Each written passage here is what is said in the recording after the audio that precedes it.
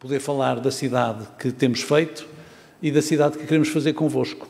Porque uma cidade não se faz a partir do centro da decisão política, não se faz dos passos do Conselho, não se faz também apenas pelos privados, faz-se exatamente através desta parceria, que tem sido uma parceria que tem funcionado, que tem gerado riqueza, em que tem havido um investimento público que tem sido acompanhado pelo investimento privado. Já durante a campanha eleitoral, em 2013, o Jornal Notícias dizia que mais de metade dos prédios no centro histórico do Porto estavam abandonados, ou em ruínas, ou em muito má condição. A Rua das Flores, como se recordam, era um desastre completo. Eu recordo-me de ser Presidente da Sociedade de Reabilitação Urbana e termos pedido à Santa Casa da Misericórdia uma sala em que quisemos juntar os comerciantes da Rua das Flores e os moradores da Rua das Flores. Não enchemos a sala. Eram muito poucas pessoas e a Rua das Flores estava num estado de calamidade. Eu saía da Associação Comercial do Porto, do Palácio da Bolsa, à noite, aí por volta das 7, 7h30 da tarde, e era um perigo atravessar a rua e ir à procura do carro. A única tabacaria que vendia jornais nessa rua, na Rua Ferreira Borges, fechou pouco depois de eu chegar ao Palácio da Bolsa. Sabem porquê? Não havia atividade, não havia clientes. Portanto, é bom, de vez em quando, nós recordarmos também o que era a situação dos escritórios na cidade do Porto. Dizia-se, há excesso de escritórios na cidade do Porto. E isto contrastava com aquilo que tinha sucedido no Porto nos anos 60 e 70 do século passado. Como se recorda, nos anos 60 e 70 do século passado, os escritórios tinham ocupado a habitação existente, por exemplo, das ruas de Sá da Bandeira. Em inícios deste século passava-se exatamente o contrário. E, de facto, aquilo que aconteceu foi a reabilitação urbana, teve aqui um papel muito importante, muito interessante, e conseguiu demonstrar uma coisa, que com investimento e planeamento público bem feitos, é possível criar um multiplicador. E o multiplicador que surgiu na cidade foi exatamente o que permitiu que a cidade se desenvolvesse da forma que se tem desenvolvido. Por cada euro, provavelmente, de investimento público, nós hoje teremos 20, 25, 30 euros de investimento privado. Nessa altura, quando eu estava na Sociedade de Reabilitação Urbana, dizia-se que dificilmente se conseguiria um multiplicador superior a 7. Vejam bem. Ou seja, criou-se aqui um círculo virtuoso entre aquilo que são as políticas públicas e as políticas privadas. Políticas públicas em que nós tentamos interpretar aquilo que é o sentimento da cidade, que não é apenas dos investidores, é dos moradores, é daqueles que nos visitam diariamente, e depois perceber como é que isso pode impactar nos negócios, e naturalmente o vosso negócio é um negócio fundamental, mas que depende das outras atividades da cidade. Aquilo que nos parecia é que a cidade que nós tínhamos, que tem apenas 40 e poucos quilómetros quadrados, tinha aqui um conjunto, eu diria que a cidade estava profundamente inclinada para o mar.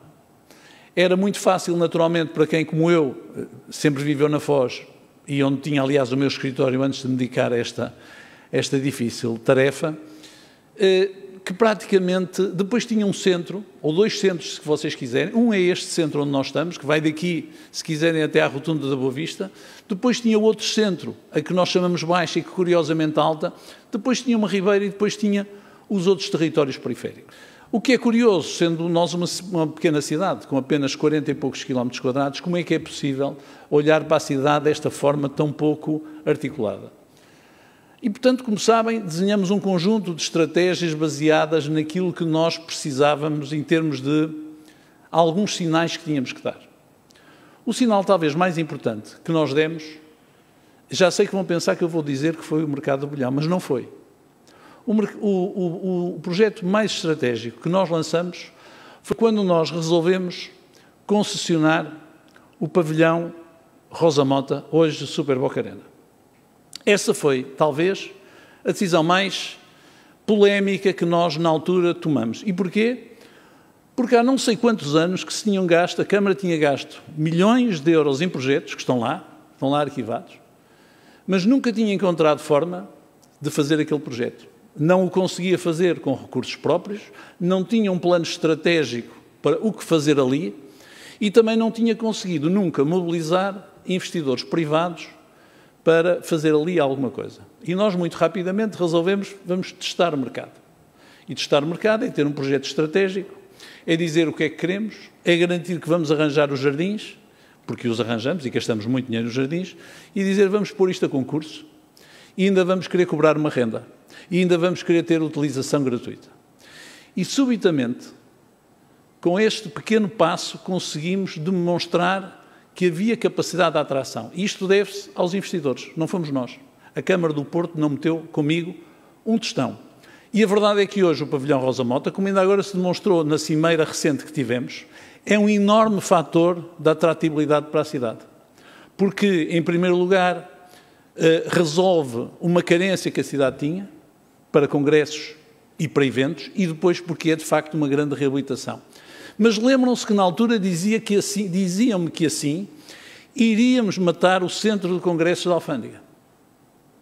Dizia-me, na altura, o engenheiro Carlos Brito, que estava à frente desse projeto, e que é uma pessoa por quem eu tenho toda a consideração, foi vereador e vice-presidente da Câmara do Porto, chegou a ser temporariamente presidente da Câmara do Porto, foi ministro, veio falar comigo e diz assim, isto vai arruinar o Museu dos Transportes.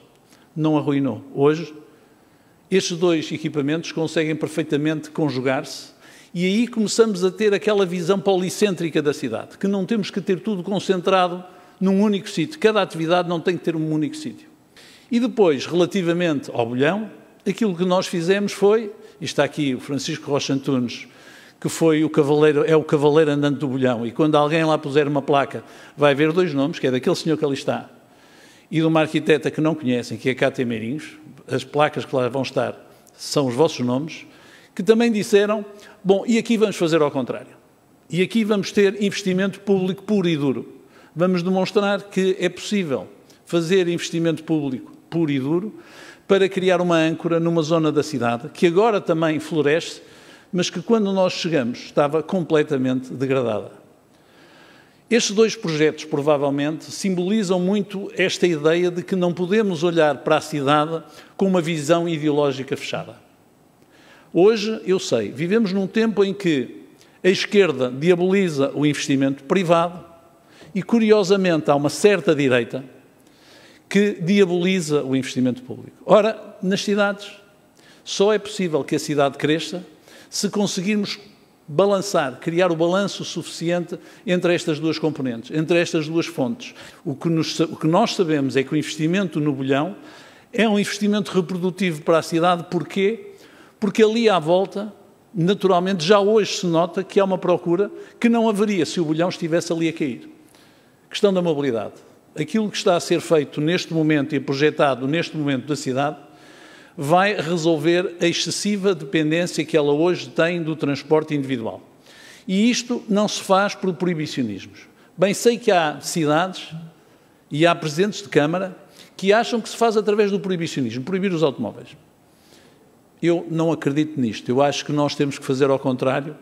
Acho que é muito melhor municiar bem o anzol. E aquilo que nós estamos a fazer neste momento, articuladamente, naturalmente, com estruturas nacionais, é um conjunto de investimentos que vão mudar completamente o paradigma da mobilidade na cidade.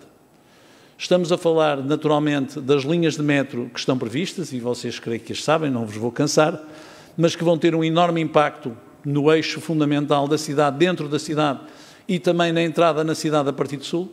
Estamos a falar nas linhas de BRT, se preferirem Metrobus. Nós, neste momento, temos a Avenida Fernão de Magalhães praticamente pronta para o Metrobus, está quase a acabar a obra. Vamos ter a ligação da Casa da Música à Praça do Império, o que, não sendo um metro, sendo um sistema muito mais leve, vai permitir que, com autocarros elétricos em via dedicada, nós possamos andar muito mais confortavelmente na zona ocidental da cidade. Estamos a falar na Diogo Botelho, então fazendo a ligação entre a Praça do Império e a Casa da Música pelo outro lado, no fundo fechando esse anel. Estamos a falar no ramal da Alfândega, abandonado há tantos anos, que temos em discussão pública, e devo já dizer para mim, se eu for Presidente da Câmara, vai-se lá fazer um modelo de mobilidade para que as pessoas que querem aceder ao centro da cidade, que querem aceder à Ribeira, possam deixar o carro em Campanhã ou chegar da Campanhã de metro ou de outra forma qualquer. Não podemos reduzir o transporte individual sem dar às pessoas alternativas, porque a ideia de que nós vamos andar de pé ou de bicicleta, esqueçam, não vamos. Esta questão da mobilidade, de facto, é o assunto fundamental. Mobilidade essa também acompanhada da duplicação da linha do Norte, que estou mesmo convencido que se vai fazer e que vai, de facto, representar também, ter um fortíssimo impacto na forma como nós nos movemos, já não na pequena distância, mas na grande distância. A segunda questão tem a ver, naturalmente, com aquilo que é os impactos mais diretos sobre o ambiente, desde logo aquilo que temos feito com a recolha seletiva de lixo, que temos vindo a implementar na cidade, com a recolha porta a porta dos resíduos e que permite que hoje nós estejamos a reprocessar qualquer coisa como 30% a 35% do lixo que produzimos, números que são mais do dobro do que nós encontramos, muito mais do dobro, mas acima de tudo com uma coisa curiosa. Aquilo que nós encontramos foi o modelo misto, em que a cidade recolhia com recurso próprio o lixo em metade da cidade e na outra metade era concessionado. Nós passamos para um modelo diferente. Passamos para um modelo de internalização e, neste momento, creio, e posso dizê-lo porque nós temos a avaliação contínua sobre isto, a cidade hoje está muito mais limpa e, quando nós comparamos com 2013, gastamos menos 4 milhões de euros por ano. A terceira questão fundamental é, naturalmente, aquilo que eu chamaria a disponibilização de habitação a preço razoável. Não vou prender aos jargões do preço apoiado, do preço assistido, da renda assistida. Nós, de facto, temos que ser aqui, temos que ser capazes de o fazer.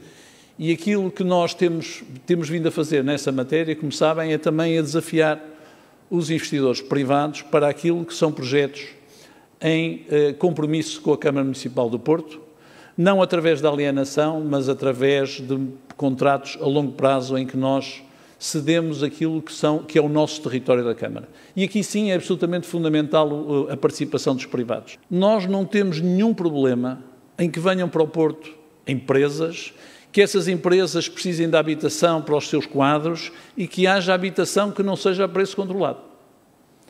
Não podemos ter um monoproduto. Nós precisamos de ter um mercado absolutamente livre de habitação, em que as senhoras e os senhores que aqui estão investirão como quiserem, no que quiserem e correrão o risco do mercado vendendo ao preço que quiserem.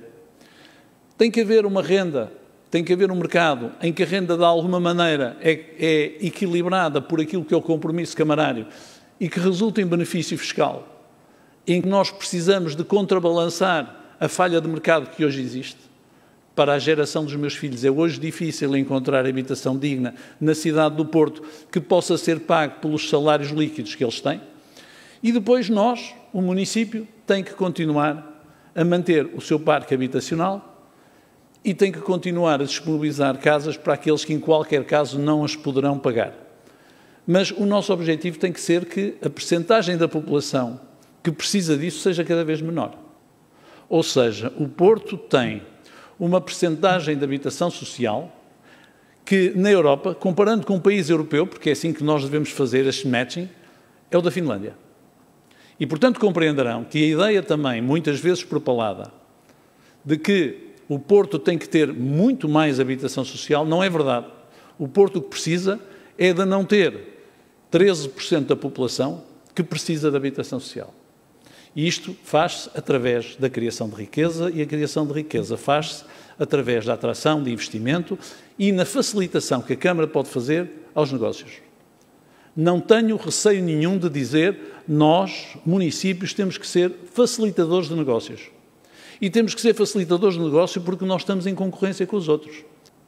Se nós sabemos que é mais caro viver no Porto, aquilo que nós temos que ser capazes é de dizer, bom, é mais caro porquê? Então, o que é que nós podemos fazer? E hoje, a água no Porto é mais barata que nos municípios vizinhos. Nós temos um IMI na cidade do Porto para os residentes em habitação própria, como sabem, que é mais baixo do que em qualquer outra cidade portuguesa. E temos que continuar a encontrar aqui fatores de competitividade. Razão pela qual, numa decisão algo arriscada, nós decidimos, no ano passado e já formalizamos este ano, transformar a nossa empresa de águas, que distribui água em baixa. Nós não produzimos água, não extraímos água, nós compramos água e distribuímos aos municípios. Nós transformamos essa empresa numa empresa de utilities para produção de energia elétrica para distribuir aos nossos cidadãos.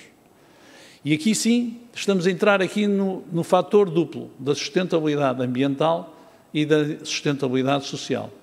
Porque se nós conseguirmos que as pessoas do Porto paguem menos pela energia que vamos produzir nos seus telhados. Aquilo que nós estamos a aumentar é o rendimento disponível das famílias, e o rendimento disponível das famílias, seja através do comércio, seja através dos serviços, seja através de investimento, é o tal fator multiplicador que falta agora agilizar. E, portanto, qualquer que seja o futuro para a cidade do Porto, o que seja que aconteça nos próximos anos, eu espero que a cidade não regrida nesse aspecto, que a cidade não volte a ser uma cidade macambúzia. A cidade do Porto era uma cidade profundamente macambúzia. Era uma cidade em que nos diziam que nós tínhamos que ser bem comportados sem que nós percebêssemos o que era ser bem comportado. Era uma cidade em que nós nos sentíamos quase como se vivêssemos acantonados. A cidade do Porto é hoje diferente, é hoje profundamente diferente.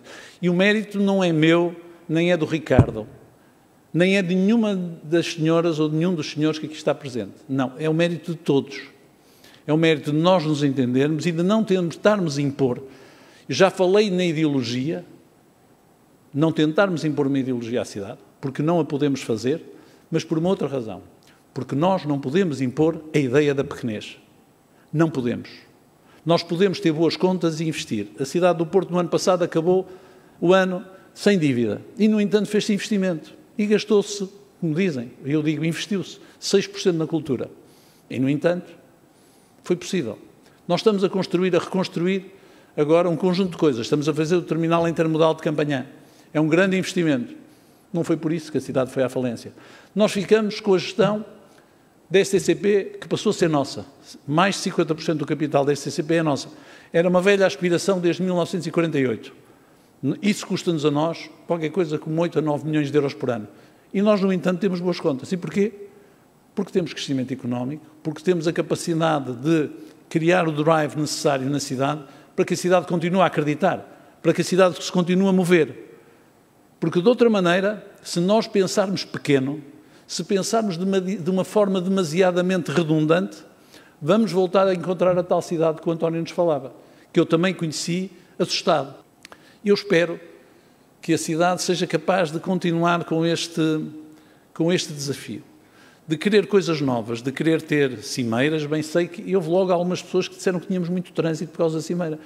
Quer dizer, com certeza, não é? Bom, há pessoas também que dizem, pois agora vai haver o rally na Foz, é uma maçada naquele dia. Eu também, pronto, incomoda-me o trânsito. Vamos ter a final da Liga dos Campeões no Porto. Todas estas coisas não são estrangeirismos, não é novo riquismo, são coisas sustentáveis que fazem parte daquilo que é a imagem que o Porto pretende criar. O Porto hoje já não é aquele tesouro escondido que diziam, o último mistério da Europa, o último segredo. Eu detestava ser segredo, eu não quero ser segredo, eu não quero que a minha cidade seja um segredo para ninguém. Eu quero que as pessoas venham cá, quero que as pessoas aqui façam negócios, quero que as pessoas até fiquem cá a viver, que se instalem por cá.